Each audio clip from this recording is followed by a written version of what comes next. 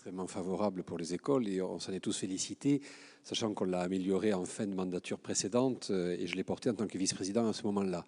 Donc il est vrai que nous avions à ce moment-là décidé collectivement qu'il n'y aurait pas de plafonnement, en tout cas pas strict, des dépenses pour les créations de chaque salle de classe, mais que c'était plutôt en fonction de cahier des charges, que les choses se verraient avec l'application d'un taux de participation qui pouvait aller jusqu'à 50%, et tel qu'il est mentionné, tel qu'il est sans doute appliqué, j'en suis même convaincu, dans la délibération qui nous est présentée. Néanmoins, je voudrais me faire le porte-parole d'une question qui avait été posée en commission des finances, qui demandait qu'il y ait une précision ou des précisions sur la manière dont les calculs étaient faits.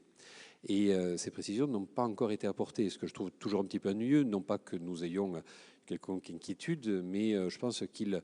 vaut mieux lorsqu'il y a le partage de toutes les informations et qu'il y a une parfaite transparence sur les modalités de calcul, puisque l'on voit, et ça d'ailleurs peut être intéressant pour toutes les communes concernées, puisqu'on voit qu'il y a de très grandes disparités, ça va du simple au quadruple ou au quintuple, au coût de la création de chaque salle de classe.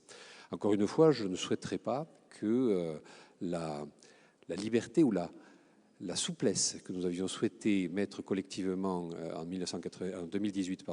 lorsque nous avions révisé le règlement d'intervention, que cette souplesse aboutisse à des très grandes hétérogénéités dans la création des nouvelles salles de classe. Voilà. Donc je pense que cette transparence serait au bénéfice mutuel, y compris des communes qui pourraient ainsi parfois maîtriser un peu plus leurs coûts. Voilà, je vous remercie de bien